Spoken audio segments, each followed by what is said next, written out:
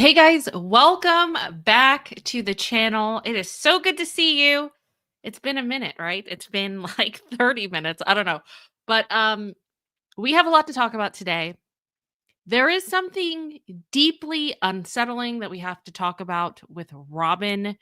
I can't believe that we missed this, or at least I missed this. You guys probably are like, yeah, we know. However, it's probably in the back of your brain and it's not registering to what's going on right now. Okay. So Robyn is basically, she's always seems to be like she's the center of chaos. She's the center of wherever there's strife, there she is. Especially now that we know that she's been in the middle of this chaotic drama that we've been seeing. But now it's not just one family member. Okay. Now we're talking about two. We're going to get into it. It's not hyperbole. This is now becoming a pattern. And let's be real. Um this family, it's not just like a polygamist TV household anymore. They are a living, breathing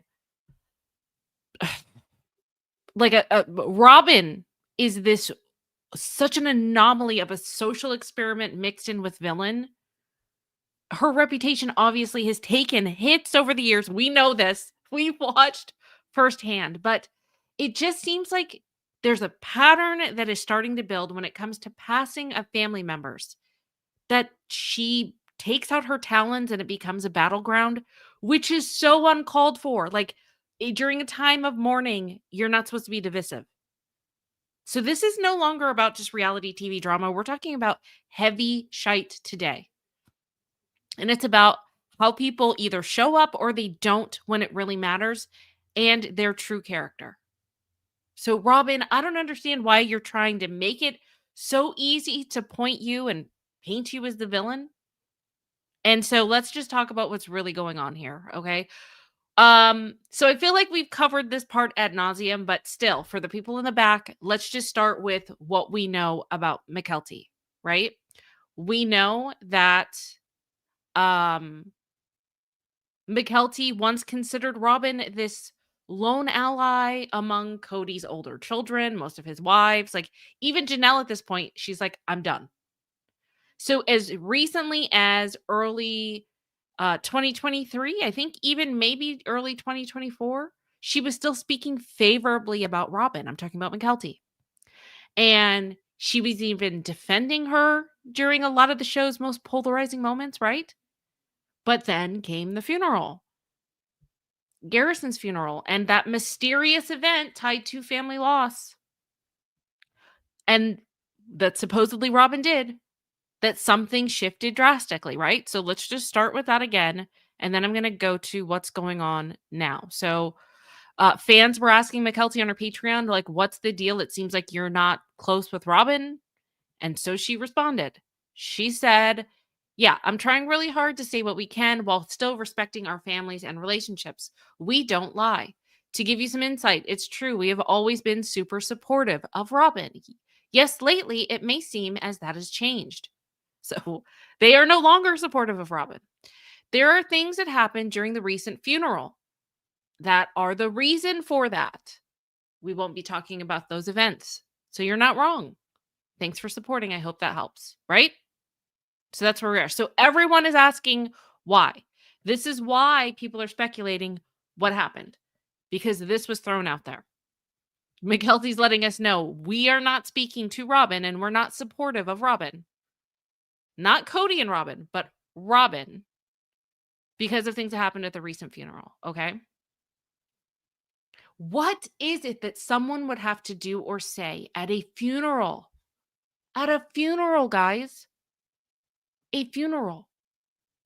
To make their last standing ally say, I'm done with you. I'm walking away. I no longer support you. It's one thing to have tension in life, it's another to behave in such a way that in a time when you're dealing with death and tragedy, when families are supposed to come together, people turn away from you permanently. This is becoming a pattern. Guess what? It's not just Mykelti. Here's where it gets even weirder, guys. It gets weirder.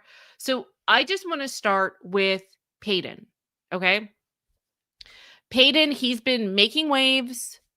You know what? Let's just put him up here because we're going to hear from him in a second.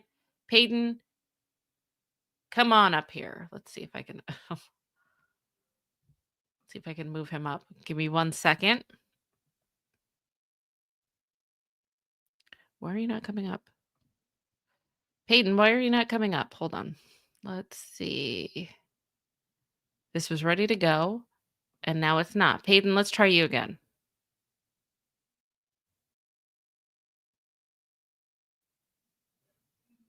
Okay, I'm trying to add you. There you are. Okay. So we're going to hear from Paedon in a second, but I'm just showing his face because we're talking about him. Okay. So Paedon, he's been making waves. I'm sure you've heard headlines around the globe with his shady Mother's Day post where he thanked all of his moms except one for Mother's Day. And everyone was in an uproar. Everyone was speculating as to who they were talking about or who he was talking about. And so, you know me, I wanted to go live and discuss this with you guys. So I was collecting all my info. And then I came across something that Paedon mentioned in the past that is so relevant.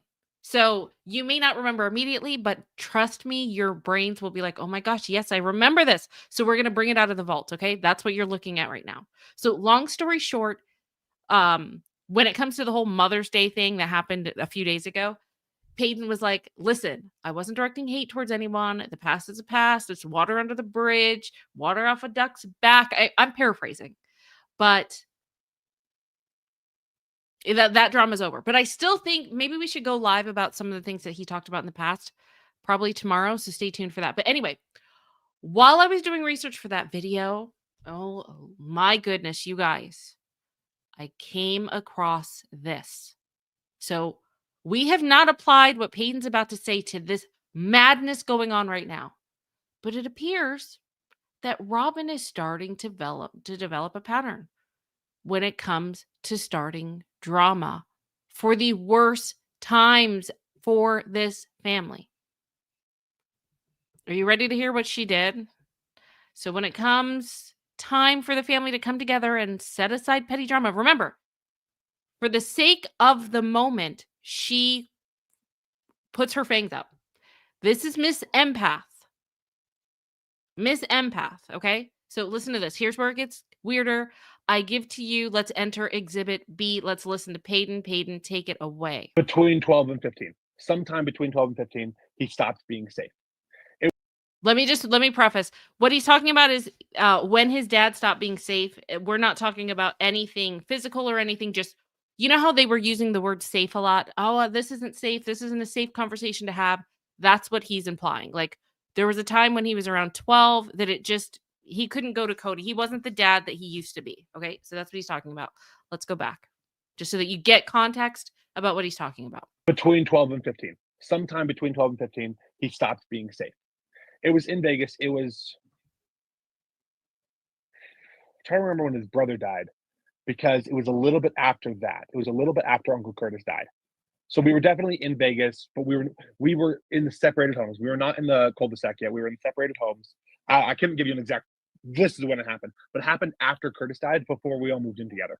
Like recently after Curtis died, because Curtis's death changed him, and I'm not going to speak to what people. No, don't. No, I don't want to. Yeah, this thing I want to say. I do want to say something, because something a family friend said opened my eyes. So I've got this family friend that was my boss for a while, and I've known him almost my entire life, and he's an incredible guy. And he told me, I hated what she kept saying about Curtis. I'm not 100% sure about what Robyn was saying about Curtis, but after Curtis's death, Robyn was apparently saying some things about Curtis, and she said some things about Curtis to Dad, and that pissed my boss off. He wasn't my boss at the time. I was like 13 at the time, but when he was my boss, he was telling me about these, and he said how much, like, since that day, he is not like Robyn. Since that day, he has not liked Robyn. And it kind of opened my eyes a little bit, thinking, that's right, she was saying those things. And I'm not saying anything definitely happened, but it was around the same time that she was saying some things about my dad's brother, my dad's recently deceased brother, that he was no longer safe for us. I don't know what she did. It may have been his brother. It may have been, it was, I don't think it was something that she did. I think it was a large combination of things, but it was around that time that he stopped being safe for us. Wow. I know that you guys are probably remembering this in your head, like, yeah, I remember him saying that, but we were not piecing these two together. So here is this woman making it a pattern. She's making this a pattern with drama. I'm so shocked. You would think that this is a one-off. So now we have Paedon talking about Cody's brother Curtis that had recently passed away. She's creating drama, right? It's not her first rodeo. And then you have Mykelti. And then you have Mykelti. Whoops. Come on, Mykelti. Come on. Just stay there. Where is it? We were super supportive of Robyn. Lately, it seems that has changed. Things happened during the recent funeral, and that's the reason for that. Her biggest cheerleader turned her back on her. Paedon talks about Robyn going off. Cody's, well, not going off. Let me be specific. But obviously creating enemies of this mild-mannered family friend that Paedon's known his entire life. You know what that means, guys? This is not Robyn's first rodeo. It's not the first time that she's been in the middle of this fallout regarding the passing of a close family member. So, what the absolute hell? I mean, what would you have to say about a family member that has passed to make a peaceful family friend since you were little, basically part of the family, disown her on the spot? What kind of energy are you putting out? What happened? I would love to know what happened. I would love to know it. So this is so shocking to me. By the way, let's just go over what happened with Curtis, because I thought that that was important to kind of do. Let's just see if this would cooperate with me. I might have to come back out and come in. Let's see. Let me try to share it again. Let's see if it works here. Come on, internet. Where did you go? Okay, let me remove this and put it back in. Come on. You guys can hear me, right? I just want to make sure because my internet is acting so weird. I have this up. Let me come in and I'm going to come right back out. Okay, give me 1 second. Let me start. I need to come out and come back in. Okay, you can hear me. Thank you. That's all I need. Okay. I don't understand why this isn't pulling up. I'm going to try to restart this thing. Not you guys stay put. I'm just restarting mine. Let me refresh.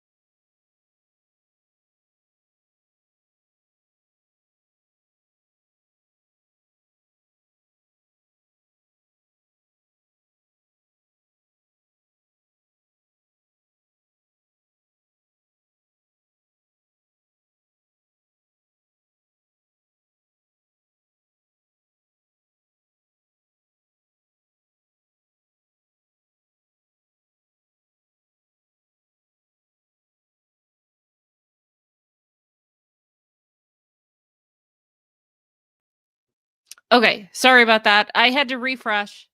I should have played something while I came back out, but that's okay. All right, give me a second. let's do Curtis. Let me pull that up. At least I can do this. Yeah, my computer like just froze. Okay, so let's go over Curtis for a second for those of you that don't know, okay? So Cody Brown from Sister Wives has many brothers, one who tragically died in 2013. That's Curtis right there to the left. There we go. Cody Brown's brother Curtis died in a tragic accident in 2013. During an earlier season, Cody introduced Sister Wives fans to his brother, Curtis. At the time, he and the rest of the Browns lived in Vegas. Curtis appeared on an episode of the show in the 3rd season in 2013. Brown Boys Do Vegas. Oh, I remember that.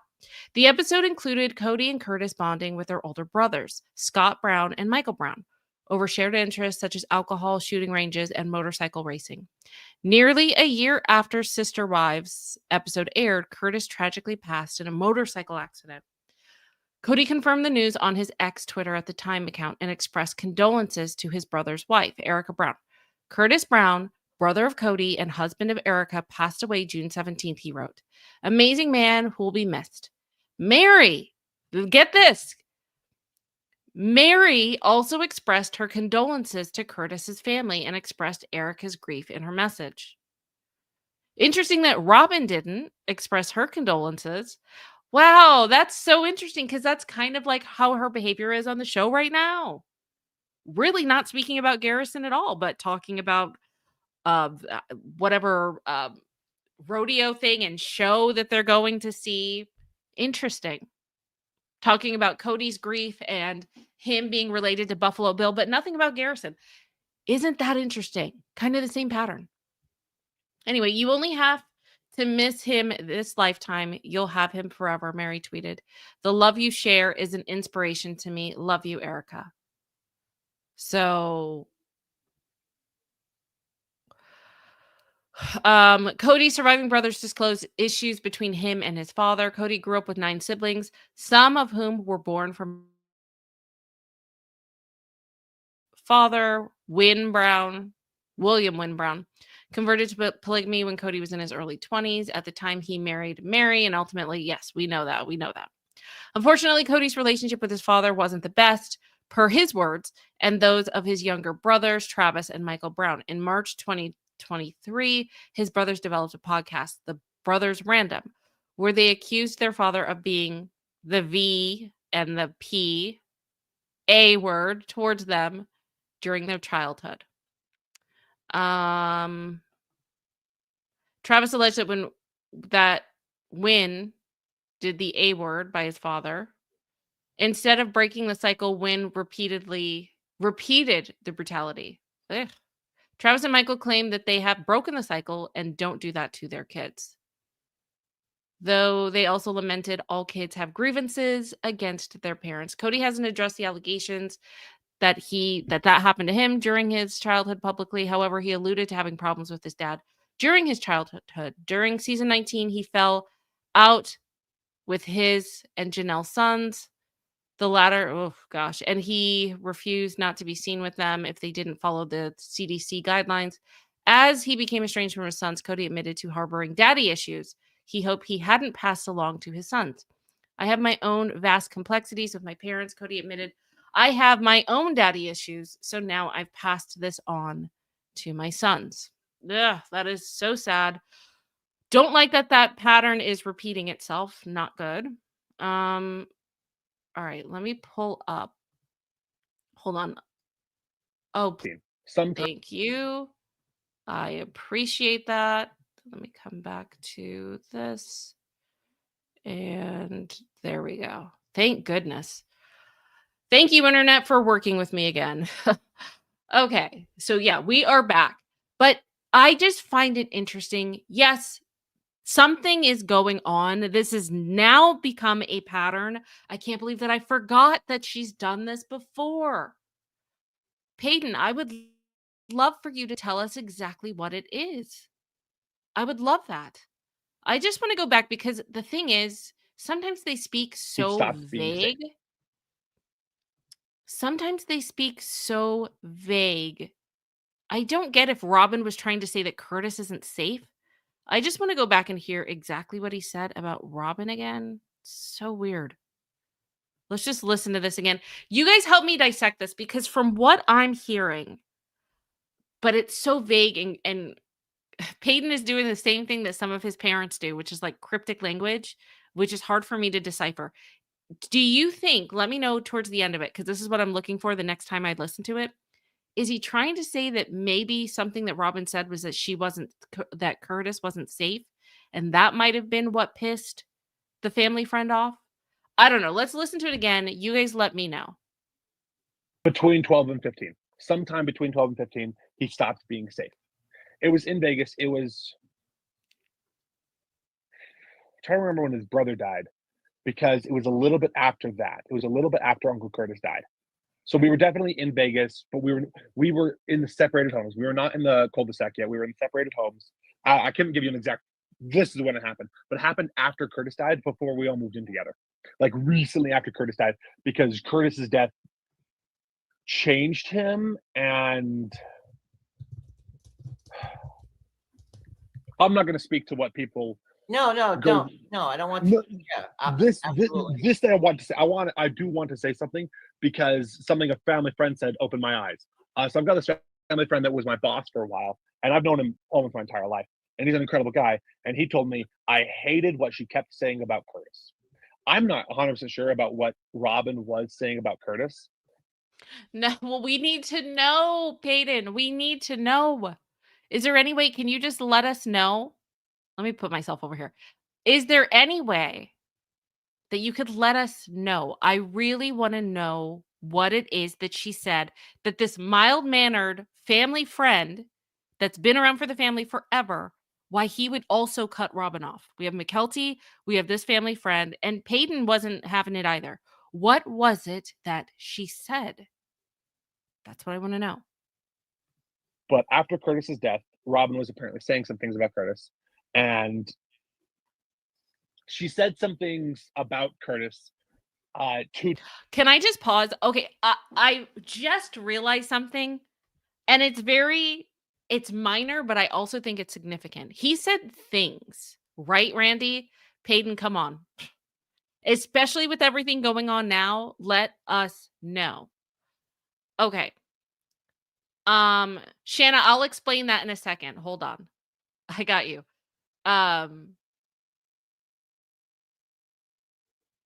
Yes. Yes, Julianne. Thank you. Okay. So he said Robyn did things. She said some things. That's plural. Guess who else said things? Like not just one thing, not one-off comment. It seems like there are multiple things based on what Paedon said. We're going to tap it back in a second. But I just want to come back to this because shocker, here's another pattern. Here we go. Right towards the middle where it says, yes, lately it seems as that has changed, her being supportive of Robyn. The next sentence, there are things, plural. Not one thing happened, not something happened during the funeral. Things, multiple things happened. Here's Paedon. She said multiple things. So she's just like this. She just keeps ramming it. Ram, bam, bam. Like not just one thing in passing. It's like a barrage of things. That's what I'm getting from this. Let's listen to him again. It sounds like multiple things. But after Curtis's death, Robyn was apparently saying some things about Curtis, and some things. There we go again. Multiple. Okay, let's keep going. She said some things about Curtis to Dad, and that pissed my boss off. He wasn't my boss at the time. I was like 13 at the time, but he was my boss. He was telling me about these, and he said how much, like, since that day, she is not liked her. He is not like Robyn. Since that day, he has not liked Robyn. And it kind of opened my eyes a little bit, thinking, that's right, she was saying those things. And I'm not saying anything definitely happened, but it was around the same time that she was saying some things about my dad's brother, my dad's deceased brother, recently deceased brother, that he was no longer safe for us. I don't know what she did. It may have been his brother. It may have been, it was, I don't think it was something that she did. I think it was a large combination of things, but it was around that time that he stopped being safe for us. That's what I'm just like, Paedon, you need to come back and you need to explain yourself, boy, because now we have more questions than answers. Randy says, I bet Robyn asked about insurance money. Randy, this woman would have no claim to that. If she really had the audacity to do that, I highly doubt it. But then again, that would probably anger someone enough to be like, I'm not messing with you anymore. I'm done with you. Done. So here's the thing. That's not, wouldn't that be insane? Right? Michelle, not Michael. Victim Robyn, I can't feel safe, so I can't listen to you. Automatic avoidance strategy. Agreed. So here we have two tragedies, right? These are two people that are gone too soon. Cody's brother, Cody's son, and Robyn is the common denominator of hurt feelings and wounded egos and all of these betrayals. Remember, the same woman who cried that all she ever wanted was a family and her porch dreams. It seems like she's starting to reveal herself as far as her need for control and her narrative for attention. Even in grief, girl, it doesn't always have to be about you. Why does everything always have to be about you? Why?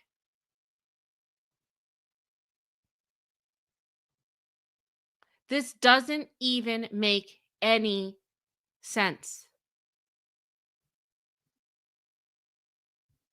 None. I just want to see. I want to know if narcissists, just a hypothetical narcissist, what damage do they do or can they do during funerals? That's what I want to know. Hold on. Because now I'm fascinated.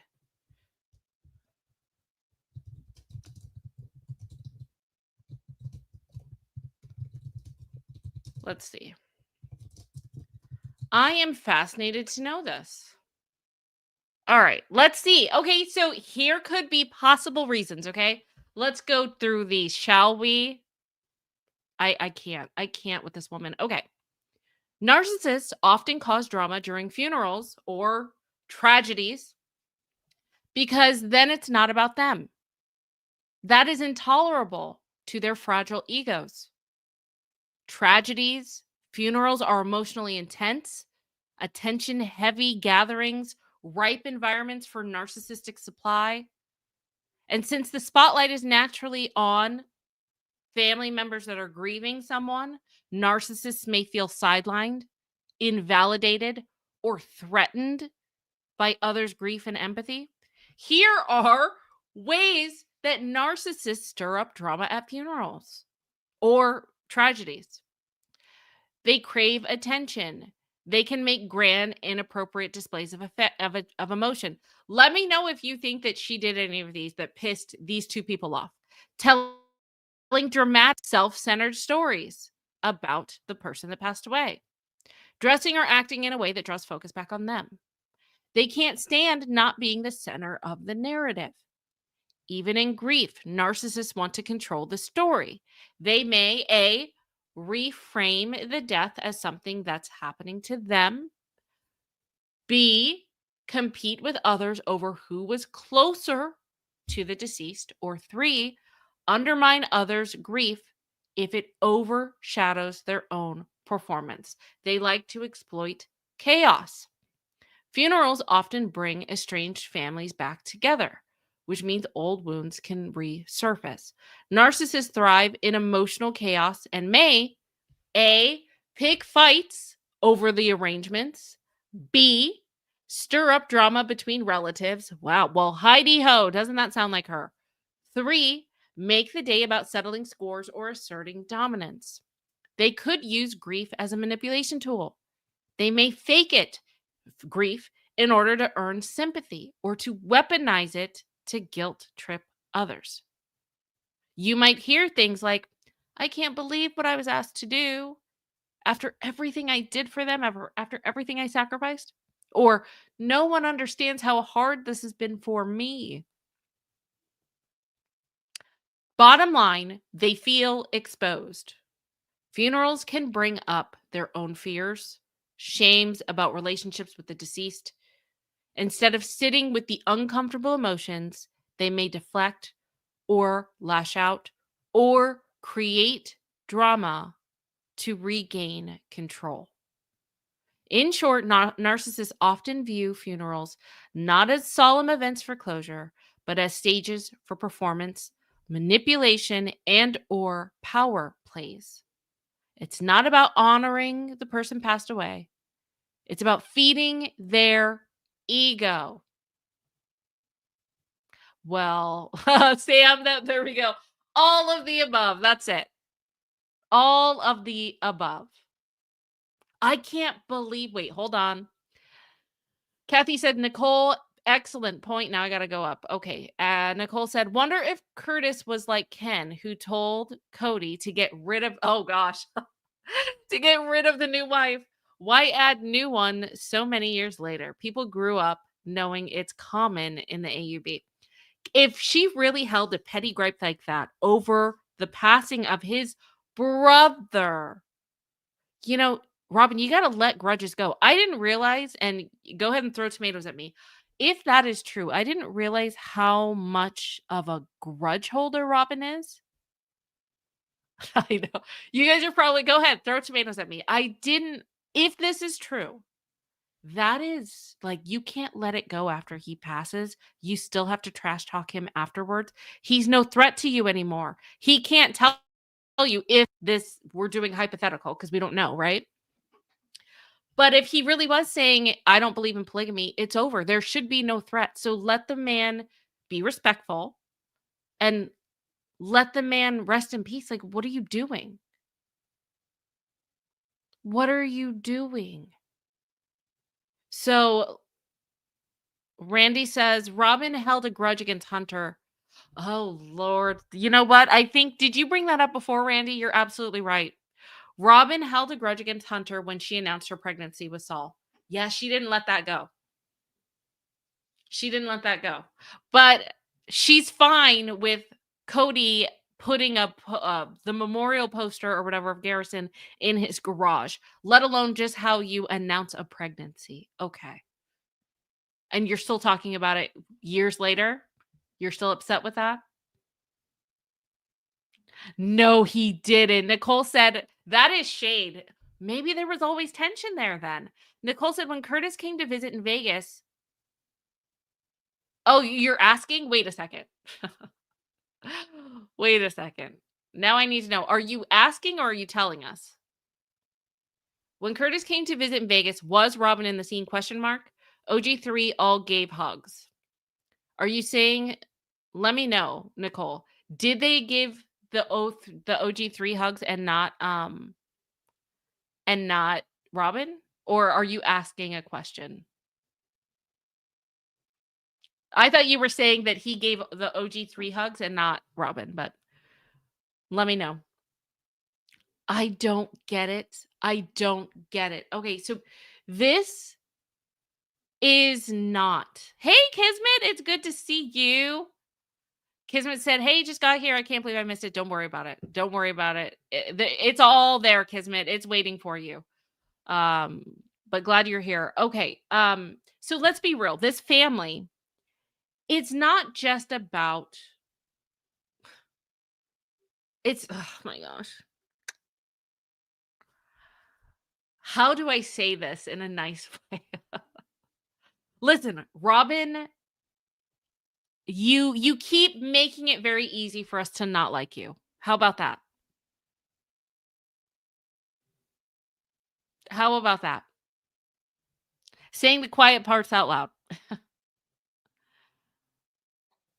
You need to show up for people when it matters the most. You wonder and you cry and you whine and you whinge about how no one's treating you right. Well, guess what? Besides your children and the man that you idolize, besides your little bubble, who do you treat right? Who do you treat nicely when it matters the most? You've already lost your biggest cheerleader. What are you doing? I'm kind of in shock because you guys, it's one thing for it to be a one off, it's another thing for this to be a pattern. So we now have Robyn acting like a complete not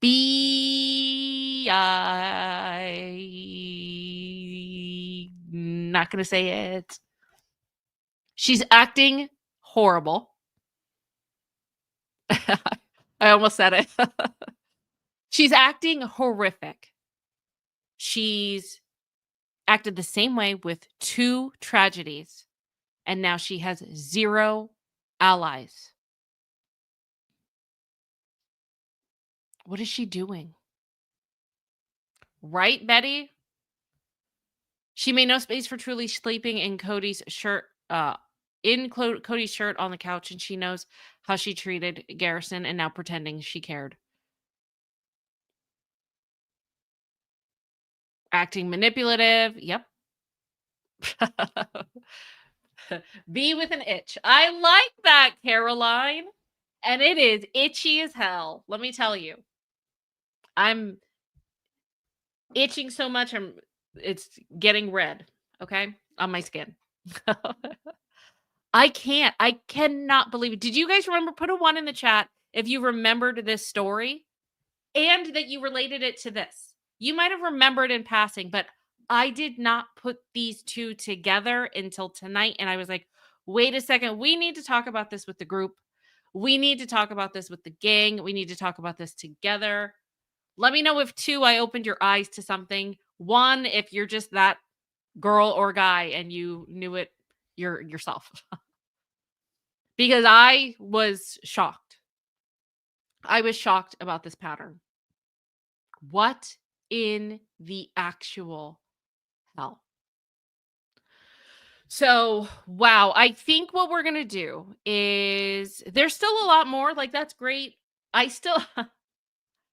tell you what I thought about Paedon.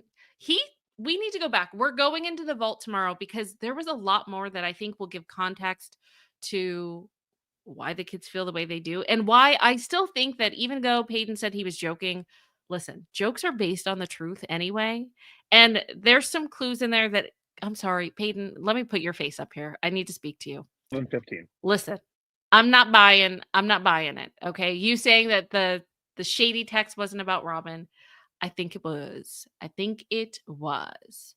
I see you guys. I see the 1s and 2s. Thank you.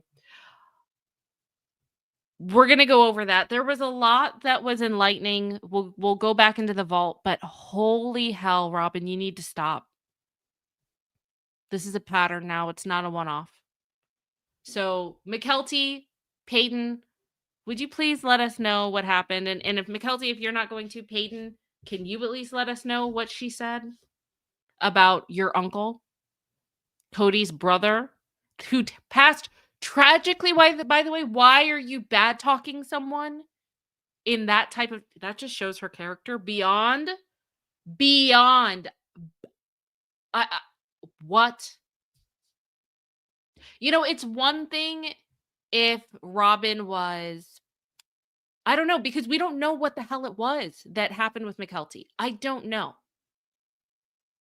But I know for a fact we can't say that wouldn't make any sense for Robyn to be asking about Curtis's insurance policy or his money or his assets because he was married.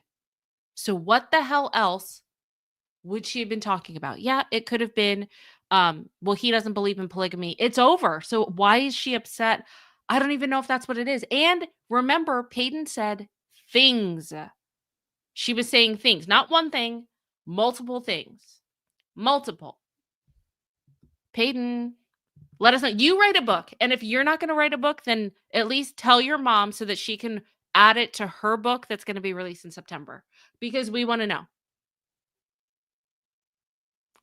We want to know. If you guys ever talk to Paedon, ask him. We need to know. Okay.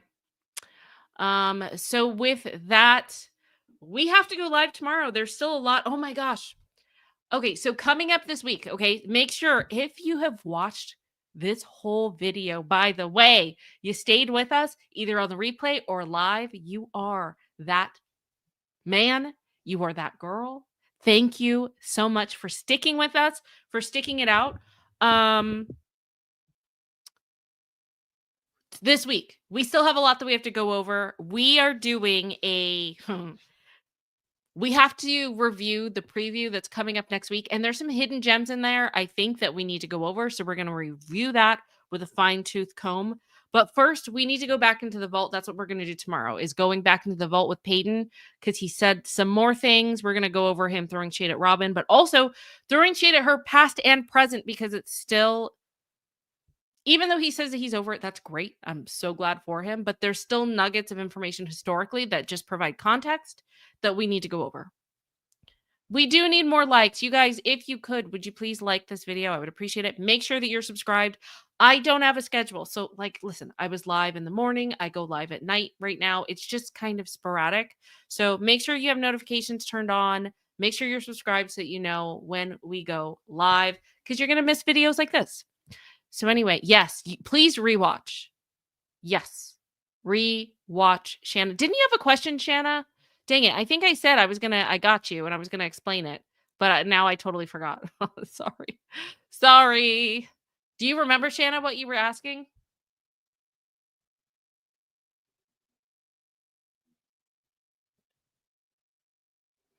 I already did, Gabrielle. Yeah. Can you start playing the interview or section as a whole? Then go. I already did. You guys just go back and watch that. That is what we did. Did you come in late? Yeah, just go back to the beginning and you'll Yes, go back, go back. It's okay. This is going to play as a video here soon. Okay, so thank you guys for coming, and I will see you tomorrow, most likely morning, so we can go over Paedon Brown, Ghost of the Past, but also present, to get all those little nuggets in there. Oh, I got it. Hard G says, got here late, but I'll catch the beginning on the rewatch. So glad. I love the new people that are coming in. I love you guys.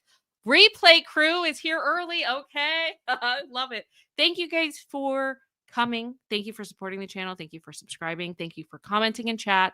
Thank you for being members. Thank you for my mods. Thank you to my replay watchers. You guys are amazing. You make this community awesome. Thank you for your feedback. Let me know what you think in the comment section about all of this. I am so pissed at her.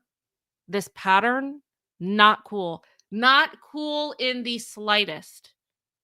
Anyway, you guys have a good night, have a good morning, afternoon, whenever you're watching this, and I will see you very soon in a few hours with the ghost of present and past with Paedon giving us a history lesson. Okay, I will talk to you guys soon. Have a good night. Actually, you know what? Because actually, no, it was serious. I'm not going to do a video because it's too serious. So we'll just end it here. I was about to, but no, it's kind of still serious topic. So we won't goof around right now. All right. Have a good one. See you later. Bye.